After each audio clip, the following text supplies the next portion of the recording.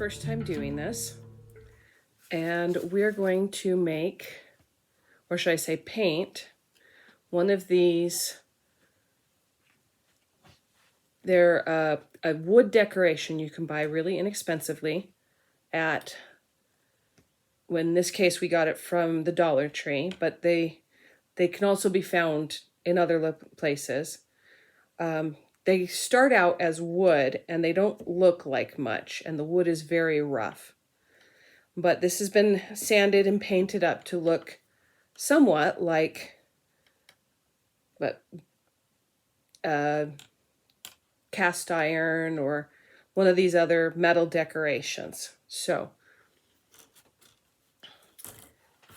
we're going to do this one. Now it's already been primed, and I made a mistake here. It should have been sanded before it was primed in order to soften the edges and also to help take care of some of the roughness of the wood. So we're going to start with sanding it, and I'm just going to have to repaint the areas that get sanded off. So we have 2 coarsenesses of sand here. These are sand, rather than sandpaper, these are sand sponges, which I find to be really nice. This particular one came as a 4-pack with 2 coarse medium and 2 fine medium. And we'll start, of course, with the coarse one first. And we're going to try and hit the edges and just smooth out the surface. There'll usually be a rougher side and a less rough side on it, and you can use the less rough side and cut down on the amount of work for you.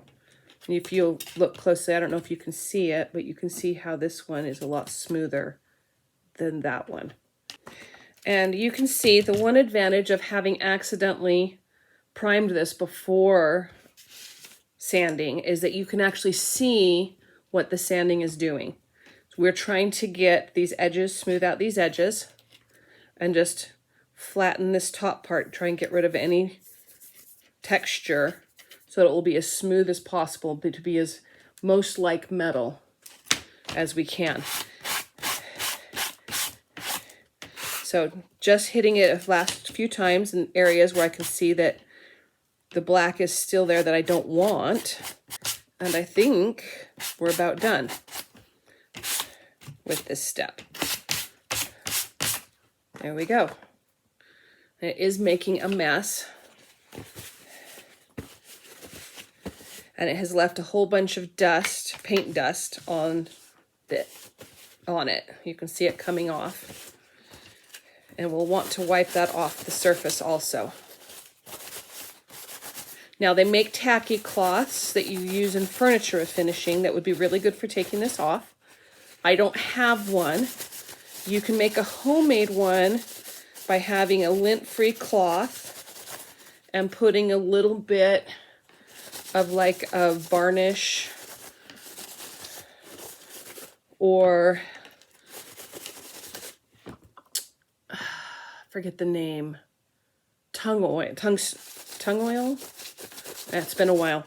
Anyway, one of these sticky clear surf substances into the cloth and work it into the cloth just a little bit, and that will make it sticky so that it will just take the dust right off. But as we don't have one of those, I'm just going to dust it carefully with this paper towel. Now that looks pretty clear. And I'm going to do the same on my work surface. And you can see how that's just coming right up. So that's been cleaned off. And I also took the opportunity to wash my hands. And it is time to start painting. Now, a lot of the time, you will want to protect your surface, and a lot of the times people will put newspapers down, or you can buy craft paper that you can cover the surface with. We do a lot of painting, and so we found that cardboard works really well, and will be something that can be used over and over again, and it comes free with the boxes from things that we order, which I think everyone is doing these days. So, materials that I need at this point are I need a water cup, my brushes. I have several sizes, but for this, I will probably only be using these two larger ones. And then I need my paint. And if you have gray, that's great. I don't, so I'll be mixing it with white and black, and then as well as using white and black. And I have a metallic for the finishing to give it that metal look on the surface. Now the metallics can be kind of clear. They do best if you have another color underneath them. So we'll be doing that last. And then I have my palette for mixing my colors in. And then the last thing I have is a paper towel that has been folded up a couple of times. And I'll be using this for my dry brushing, as well as drying off my brush when I switch colors. So the first thing I need to do, because I have sanded off some of the primer, is to simply paint it with the black to recover up those spots. Now when this was primed with spray primer, and we did it 2 coats. So the rest of it on the back, the part that I won't be painting up, is nice and sealed, and that will help protect it so that it lasts longer. Now you don't have to have a brush, and you don't have to have expensive brushes. You can use sponges if you have them.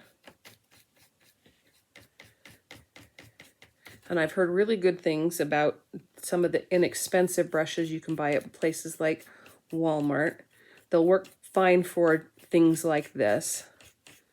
The only thing you need to know is that you need to have a dedicated brush for your dry brushing, because it is really hard on the brush and you will wear it out quickly. And you don't want to dry brush with a sponge. You do need to have a brush.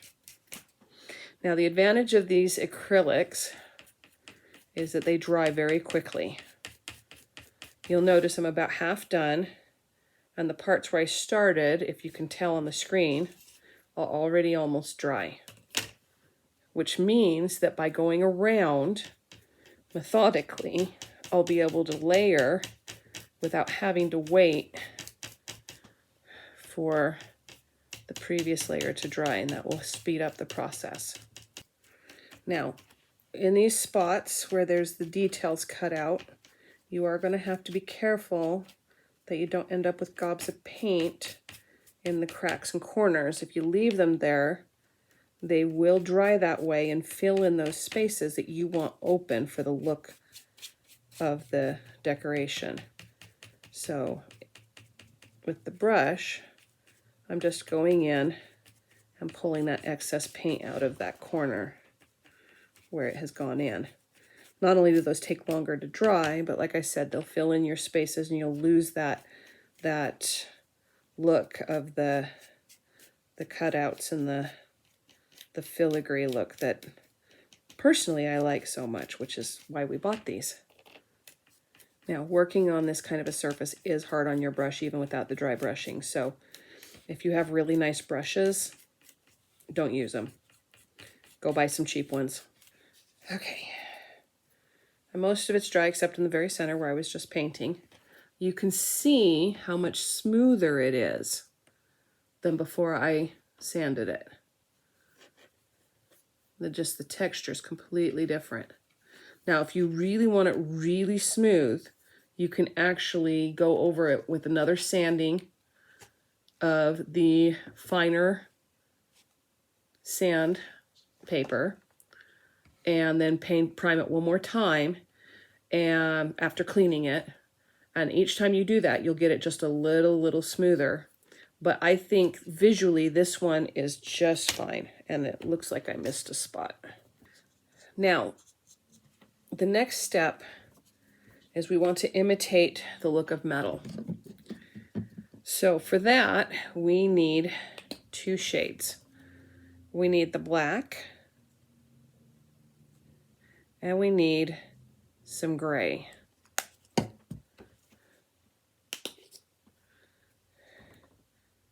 I'm going to mix my own. Now, do not mix with your brush. Either have like some popsicle sticks to mix it with, or if you don't have those, you can mix with the end of the brush. I'm liking this gray, but I think I also want a lighter gray. So I'm going to put white in one more of them.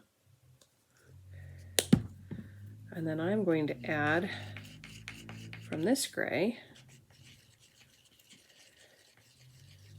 just what was on the end of my brush, and that will give me a really light gray. Move this out of the way so you can see. So there's my colors. Looks almost white on the camera, but it is gray. In fact, I think I want it just a little darker, so I'm going to take just a little more.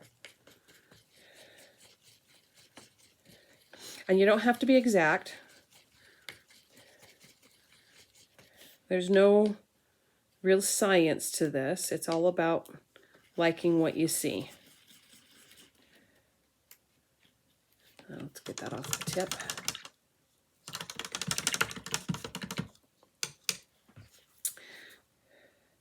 Now the next step is that we want to layer. So the secret to layering is to do thin layers. Now there's a couple of ways to do that. You can thin down your paint and just have a really light paint. And the best thing I've found is something like this. This is a homemade thinner for this kind of painting. It's just water with a little bit of Windex of all things. And it works really well with the acrylics for thinning it down so that you can get a more sheer effect. And I do have it and I could use it, but I'm going to show you another technique if you don't have this that you can do instead. So what we're going to do is I'm going to start first with this light gray, and I'm going to dab it on. And you can see how light that is. It's really light, looks almost white. And I'm going to take this cloth and I'm just going to spread it in round circular motions.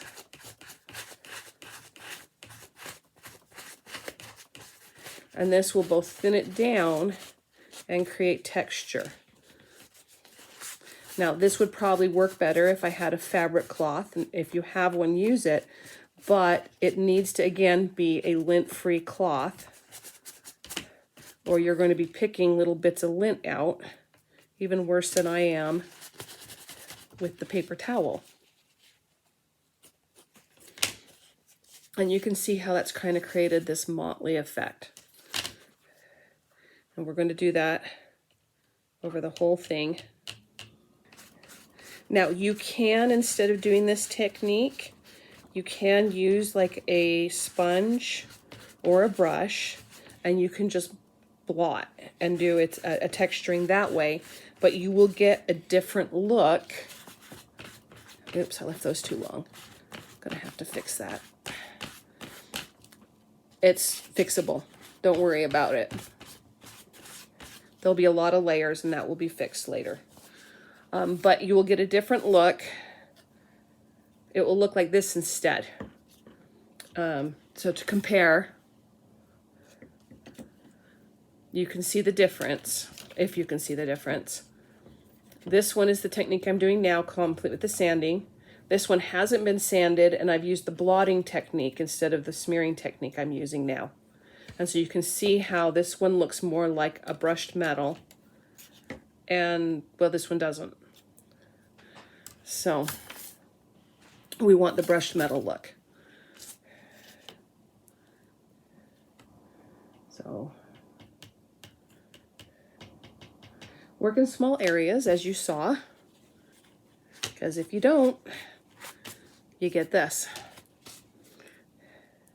But like I said, at this point it will be okay. They'll be able to fix it. And you'd be thinking right now, that's way too light. Well, we're going to layer. That's why we have multiple colors. The difference between this and what you would get if you were using a cloth and it wasn't lint free is that the lint off the cloth, there we go. The lint off the cloth would be getting in, leaving little bits that would stay in the paint. With the paper towel, if you don't have a lint-free cloth, stick with the paper towel, because while it does fall apart, it rolls up in these beads and bits that you can pull off and keep out of your project. So the ideal is still a lint-free cloth if you can get one, but this does work. All right, that's the first layer done. So I'm just going to clean my brush off. And I have another one for the next color. It also isn't a bad idea to have a trash bag or something on hand nearby that you can throw away as needed, because you will build up trash doing this. Now, remember how I said this can be fixed? We are layering colors, and I'm going to go, because of this, I'm going to actually go to black this time. And I'm just going to hit spots that I think are really light, and I'm going to go back over them with the black. All right, and I'm going to go back in a little bit here and fix that up too, because that is now too dark right there. And that should now be about the same color as the rest of it. All right, so now we move on to the next color, which is the darker gray. And you're just going to do this, start down here, over and over, until you like what you have. But you can see how, as I layer another color on, how you're getting this kind of a translucence. See, and that's the thing, wood that you paint with acrylic on its own just looks very flat. This is giving it a feeling of depth, which goes with the concept of metal. Metals aren't a flat color unless, of course, you painted it with paint. There's a lot of different tones in it. So by doing this layering, we're imitating that. So there's my second layer. And you can see how we're getting this effect. It's already looking almost a metallic just by doing the layers of the black and the light gray and the dark gray. But when we finish it with the metallic, it is going to lighten it a lot. So we want to stay in this darker tone. Now that we've used the light gray, we won't be using it again unless it gets way dark. We're going to stick with the medium gray and the black. Well, dark gray and black, really. So the next layer actually will be a black layer. And you're going to want to do 3 or 4 of these layers,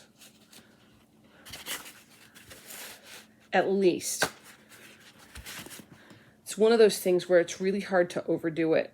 I mean, unless you're filling in all the little holes and losing your details, and then you've got a different issue.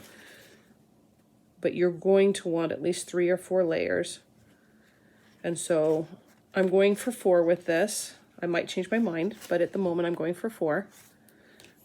Well, not including the prime layer of just the black.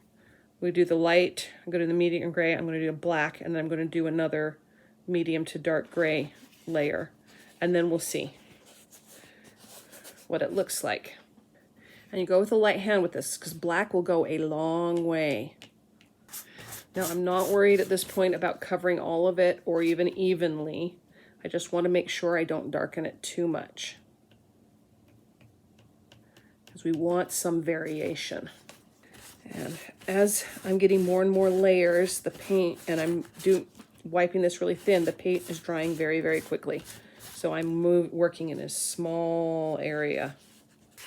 Oh, and wear something you don't care about whether you get paint on. This is quite messy. And quite honestly, anytime you paint, just expect to get it on you. When I used to take art classes clear back in high school, we won't mention how long it's been, My art teacher used to say, never trust a painter that doesn't have paint under their nails. Point is, it gets everywhere. There, take off a little more right there. All right, and there's the next layer.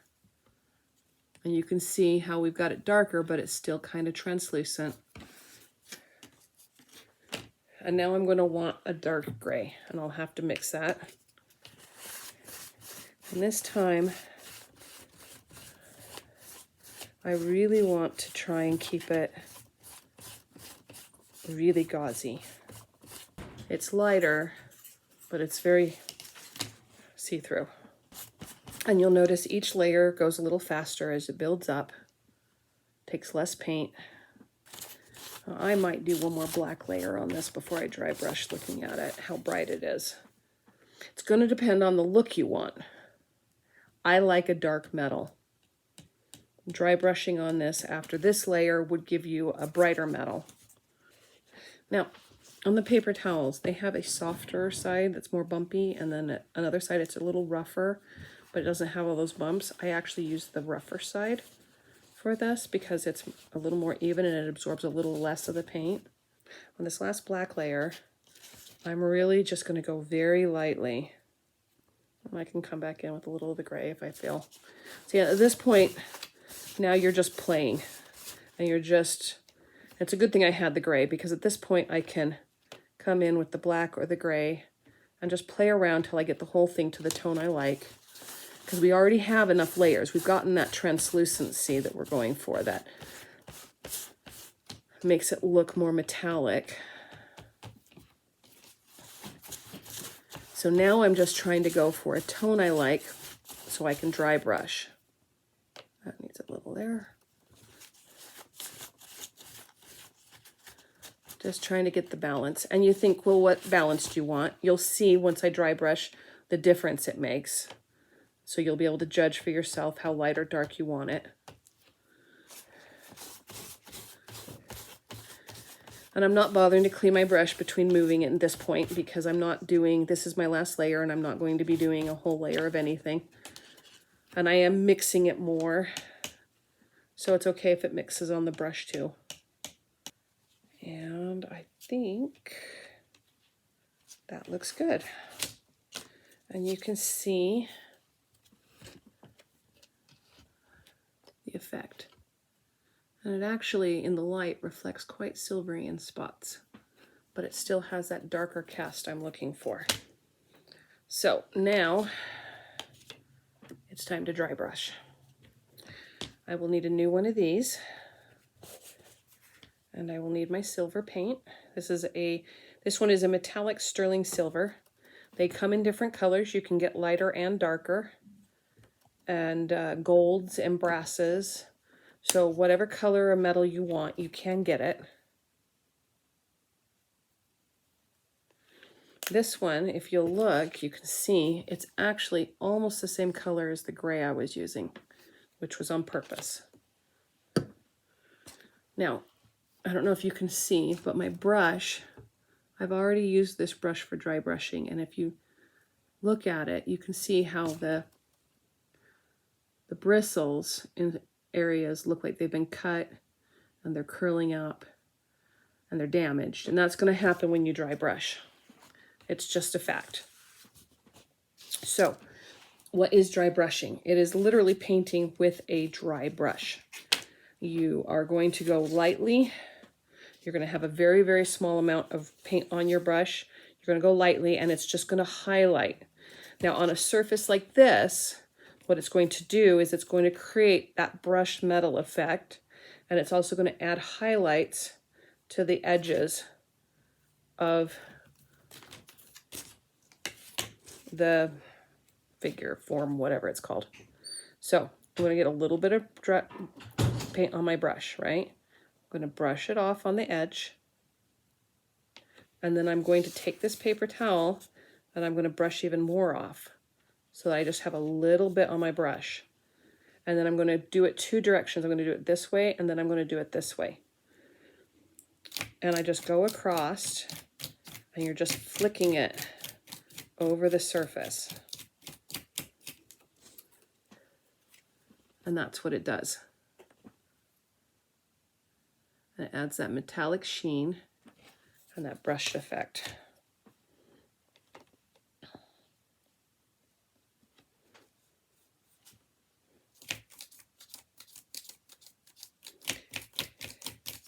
I'm using broad strokes so that I don't have any stop spots, places where it has, you've got any edges. You don't want any strong marks. Now, the thing about dry brushing is, if you don't sand it, it will bring the wood grain out that is left. Because the process of dry brushing literally skims the top surface of whatever you're dry brushing. So if there's any raised places, they will show. So if you have a strong wood grain and you don't want that to show when you dry brush it, you've got to sand. If you want the wood grain to show, then go for it. You're fine. If you don't want it, then you not only have to sand, you may have to sand more than once. Some of these wood pieces have a stronger raised grain than others. That's why I checked to see which side I wanted to do on this. Now on the ones with writing, of course, you have to go with whatever side is the correct side with the writing. But with this one where I could do it either direction, I could pick the one with the smoother surface to start with, which of course helped me out. And you can see how this beats up the brush.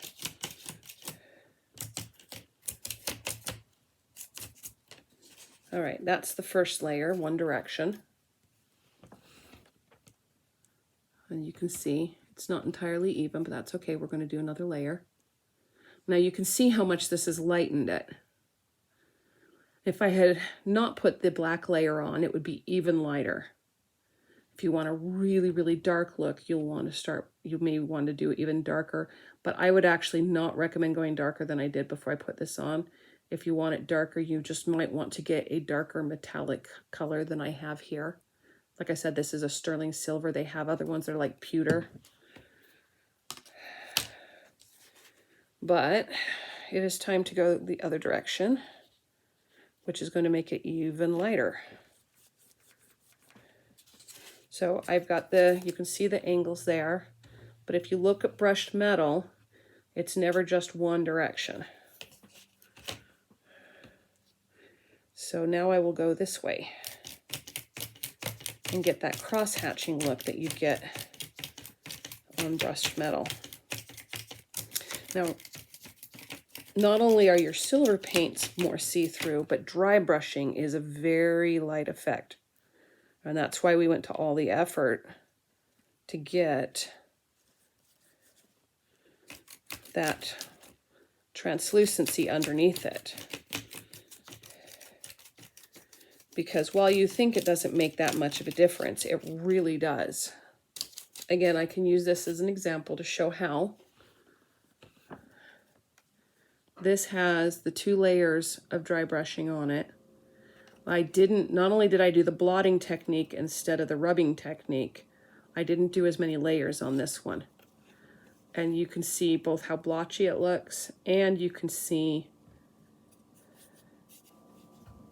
how that blotchiness actually prevents it from showing the brushing properly. And in the areas where it does show, you can see that you just don't have that translucence effect that we're getting on this one.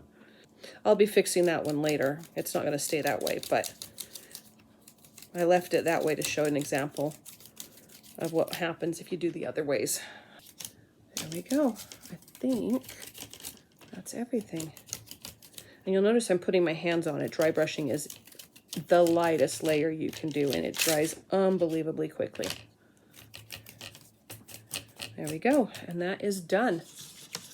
Now, to seal it, which I'm going to do later, you just use a spray-on clear sealant. If you're going to be using it outside, make sure you do both sides. But since I'm doing this inside, I'll probably only do one. But there we go. And we have a metal. See if you can get that a little closer, you can see how it looks.